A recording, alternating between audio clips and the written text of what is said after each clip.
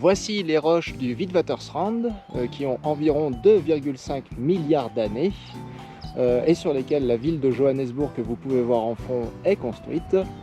Et ça, c'est un contexte parfait pour parler de l'origine de la vie. Bonjour à toutes et à tous, c'est Cliché hors notre cliché, l'émission sur les clichés qui servent à combattre les clichés en biologie évolutive.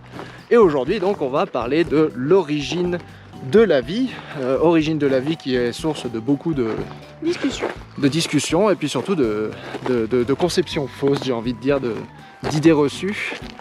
Idées reçues qui viennent de la part de ceux qui évidemment ne croient pas en la théorie de l'évolution, mais aussi, et c'est de ça dont on va parler aujourd'hui, les conceptions qui viennent des gens qui défendent la théorie de l'évolution, mais qui peut-être se trompent, ou peut-être pas.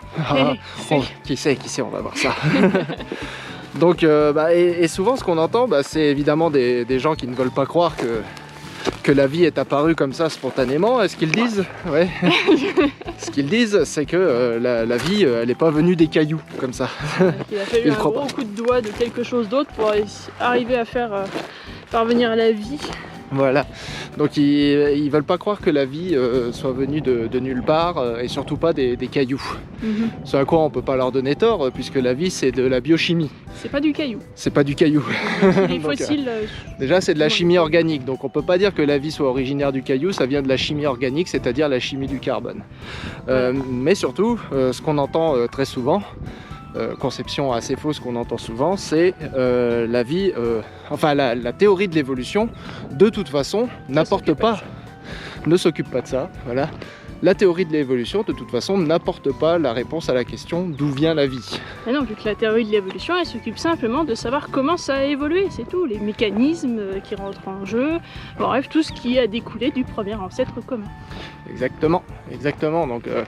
Donc vous avez typiquement la discussion entre créationnistes et évolutionnistes, où le créationniste dit la théorie de l'évolution, elle dit que c'est les cailloux qui ont donné naissance aux dinosaures.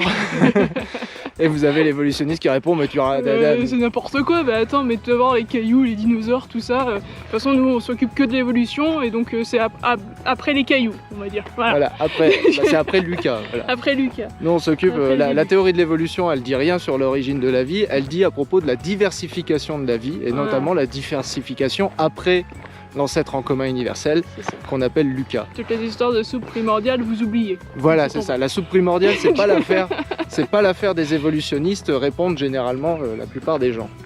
Et ça, on va apporter un petit peu de nuance là-dessus. Alors déjà, faut rappeler les termes.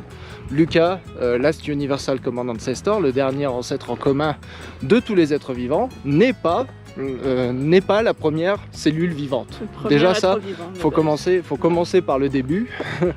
Ce que les scientifiques entendent par Lucas, l'ancêtre en commun universel, c'est l'ancêtre en commun de tout ce qui vit aujourd'hui.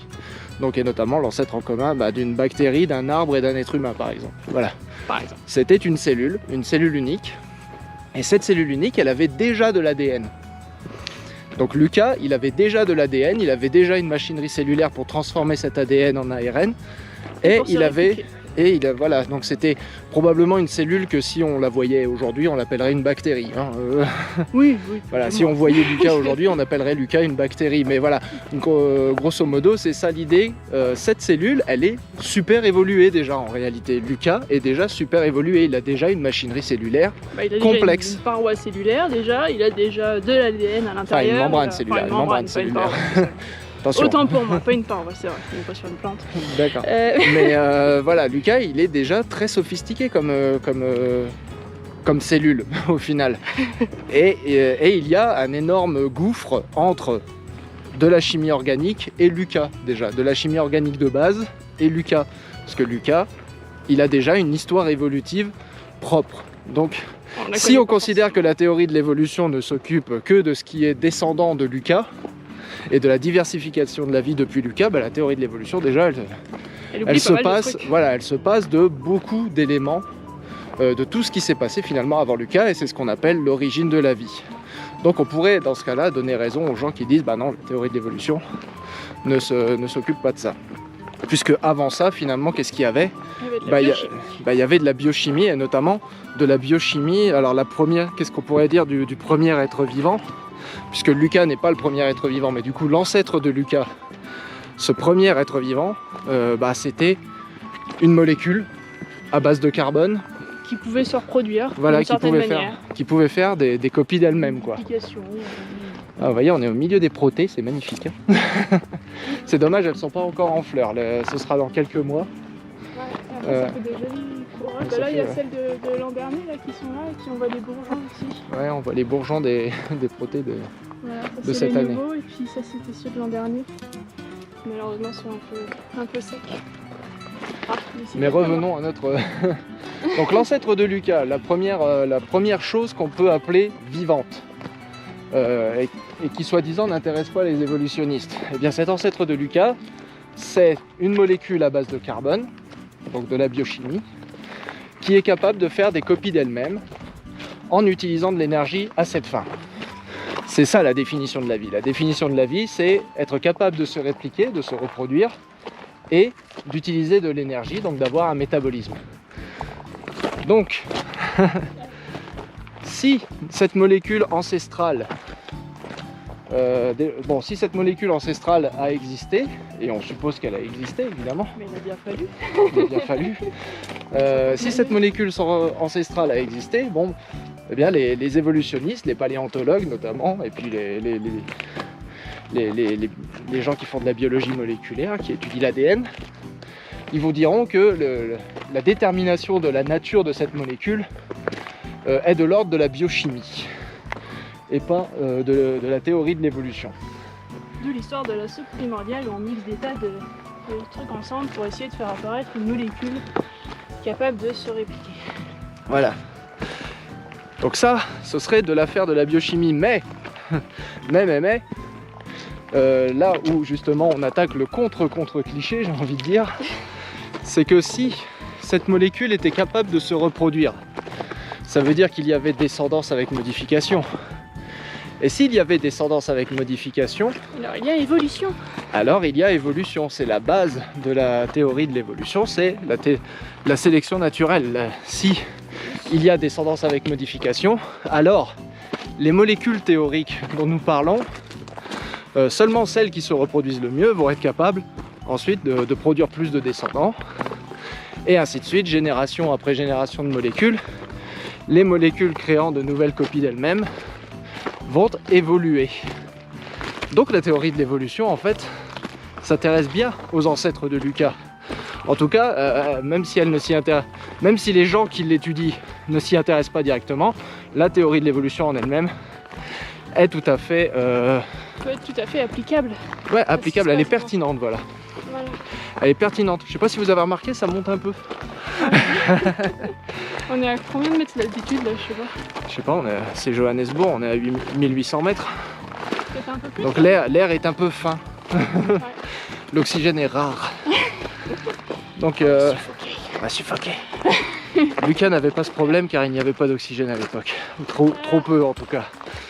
Et de toute façon, il n'avait probablement pas de mécanisme de respiration. Donc voilà, la problématique de l'origine de la vie, même si on a tendance à s'en éloigner un peu en tant qu'évolutionniste, elle est quand même, la théorie de l'évolution est quand même tout à fait pertinente dans cette problématique. Et ça c'est quelque chose qu'il ne faut pas oublier. Donc le cliché, c'est l'évolution dit que la vie vient des cailloux. Les nombreux contre-clichés incluent non, c'est pas des cailloux, c'est de la chimie organique. Et la chimie organique, on s'en fout. Non, c'est pas on s'en fout. Voyons. Ah si, les non, mais la chimie organique, c'est... Attendez, on va vous montrer le paysage quand même. Ah, c'est pas mal. Voilà, donc... Quelques hirondelles en fond. Exactement. Donc oui, le cliché, c'est la théorie de l'évolution dit que la biodiversité, que l'origine de la vie, c'est les cailloux. Alors non, l'origine de la vie, c'est pas les cailloux, c'est la chimie organique. La chimie organique, il y en a partout, indépendamment de l'existence de la vie, à tel point que ça devient compliqué à certains moments de tracer la limite entre ce qui est organique non vivant et organique vivant. Oui, c'est une limite qui est un peu à l'appréciation de chacun.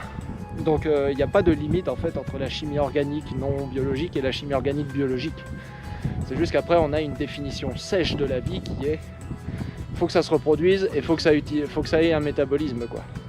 Donc c'est juste ça la définition de la vie qui sépare le vivant du non-vivant. Il n'y a rien de magique, il n'y a pas de souffle vital, il n'y a pas de choses ésotériques comme ça.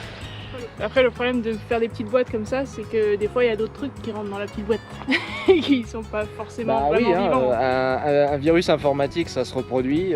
Ça utilise de l'énergie. Ça utilise de l'énergie, de l'électricité. Bon, par contre, c'est pas à base de carbone, du coup. Oui, donc à la limite, vous voyez, mais bon, on peut jouer avec les limites de ce qui est vivant et de ce qui ne l'est pas. Et donc ça, c'est la première chose. La deuxième chose, c'est le contre-cliché qui est de dire, de toute façon, l'origine du vivant, c'est pas la théorie de l'évolution. La théorie de l'évolution ne s'occupe pas de l'origine du vivant. En fait, si, un peu.